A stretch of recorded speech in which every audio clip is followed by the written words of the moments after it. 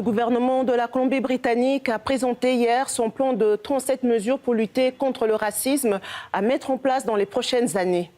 It is founded on our fundamental belief that our programs and services must be fair and work for everyone, and that BC should be a place where everyone has an equal opportunity to thrive. Our action plan ensures that everyone, regardless of their race or background, is treated fairly when interacting with government. La procureure générale de la province, Niki Sharma, dit vouloir, à travers ce plan d'action, établir des normes sur la manière dont le gouvernement aborde ces questions afin de pouvoir mieux contrer les messages racistes qui sont propagés. Plus de la moitié des actions ciblées visent principalement le racisme qui touche les personnes non blanches, tandis que les 15 autres mesures s'attaquent directement au racisme envers les autochtones. On va tenter de comprendre ce plan d'action avec le vice-président associé EDI, donc Équité, Diversité, Inclusion à l'Université Mont-Royal, mais aussi professeur adjoint à l'Université de Victoria, Moussa Magassa. Bonjour. Bonjour. Merci d'être avec nous. Tout d'abord, un premier plan d'action pour lutter contre le racisme. Il était temps que la Colombie-Britannique en adopte un? Il était temps. Il était temps, mais ce qui me rassure beaucoup plus que le timing, c'est surtout du fait qu'enfin le gouvernement vient de délivrer sa promesse. Et je suis très excité, comme vous pouvez le voir, parce que ça fait des années que je parle de ça, ça fait des années que moi et beaucoup plus de personnes, on essaie tous d'encourager le gouvernement à faire ça. Et vraiment, bravo. Et qu'est-ce qui vous frappe avec cette mouture? Ce qui me frappe avec cette mouture, c'est qu'en fin de compte, le gouvernement de la Colombie-Britannique vient de délivrer effectivement les promesses qu'elle a tenues, ça fait des années, mais surtout, elle vient d'écouter et d'appliquer les recommandations que des gens comme moi, depuis des années, nous sommes en train de demander. C'est-à-dire, non pas seulement que le gouvernement donne des ressources pour lutter contre le racisme, mais que ces ressources doivent aussi être données à des organisations de base, de grassroots, c'est-à-dire les églises, les synagogues, les mosquées, les temples. C'est là où nous voulons voir le changement parce que c'est là où on peut aussi rejoindre certaines personnes qui autrement ne seront pas impliquées dans la conversation. Donc, des gens comme moi et d'autres personnes, ça fait des années qu'on répète ça, qu'on dit que le gouvernement doit faire ça. Je dois juste ajouter que ce que le gouvernement vient de faire, le gouvernement de la Colombie-Britannique vient de faire, c'est aussi, elle vient de livrer un message très clair. Qu'effectivement, en Colombie-Britannique, il n'y a pas de place pour la haine, le racisme, l'islamophobie, l'antisémitisme et toutes les autres formes de discrimination.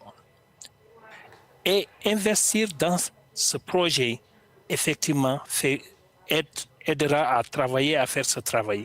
Mais en dernière position, ce que moi j'aime aussi dans ce projet, dans ces fonds, c'est ce que le gouvernement a dit c'est-à-dire qu'il faut revoir aussi les politiques sociales et culturelles et attaquer la problématique du racisme et de la haine depuis ses racines. Donc ça me rassure effectivement qu'ils l'ont compris et qu'ils nous ont écoutés et qu'ils veulent faire ce travail avec nous. Et justement, donc, bravo.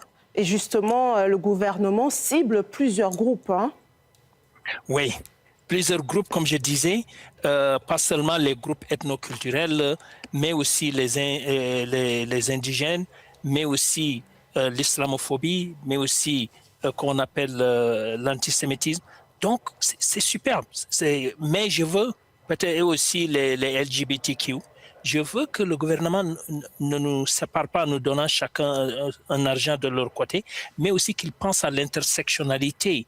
Parce que souvent, on a des personnes qui sont 3 ou 4 des choses comme ça qui sont noires, mais qui sont LGBT et qui sont musulmans ou bien qui sont chrétiens. Donc, j'espère que ces groupes aussi qui peuvent travailler et aider à adresser ces intersectionnalités, le gouvernement va leur donner aussi des fonds.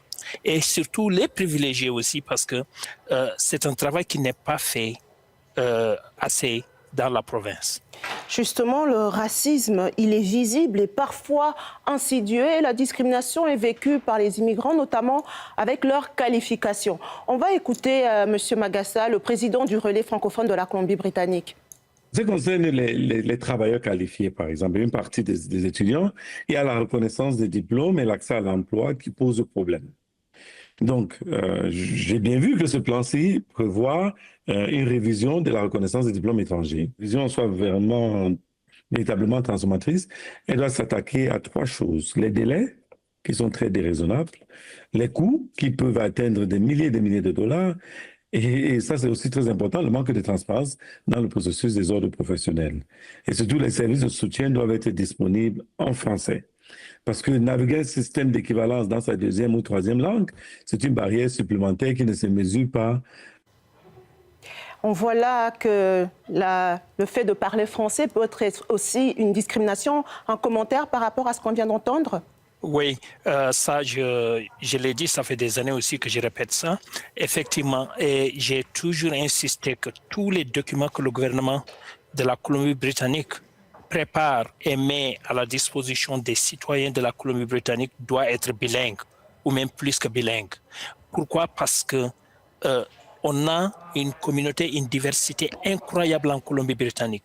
Et si ce travail doit aider la société, la communauté et les organisations à faire du bon travail. Donc, ces documents doivent être traduits dans toutes les différentes langues. Le français étant la 2e langue ou bien une des langues officielles du Canada, ne doit pas rester derrière. Donc, l'anglais, le français et les autres langues, je pense que ça va nous aider à vraiment faire du bon travail sur ce point-là. Et rapidement, pour conclure, une bonne partie de ce plan d'action concerne les personnes autochtones. Monsieur Magassa, a-t-on sous-estimé ce racisme-là? Oui, on l'a trop sous-estimé et je suis tellement content, tellement heureux qu'enfin ces recommandations s'en viennent, mais aussi il y a des ressources, il y a de l'argent qui va aller pour implémenter et parler de ça dans notre société. Parce que moi, j'ai l'habitude de dire que la base du racisme au Canada, c'est aussi la colonisation. La colonisation qui continue jusqu'à maintenant. Tant que nous ne déconstruisons pas cette problématique, toutes les autres formes de discrimination vont se justifier. Les gens vont croire que puisque on fait ça, on peut faire l'autre.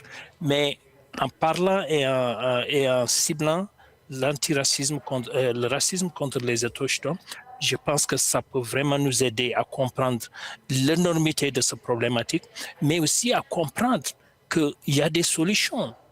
Parce que, comme disait un des commissaires durant, comme on appelle le True and Reconciliation Commission, qui disait que si c'est l'éducation qui nous a embarqués dans ce problème, l'éducation doit nous sortir de ce problème aussi. Alors moi, je pense que ça, c'est une très bonne chose. Un dernier point, oui? J'insiste que c'est vrai que ces fonds, c'est pour sécuriser les lieux les places et les organisations pour que les gens puissent aller et faire leur religion.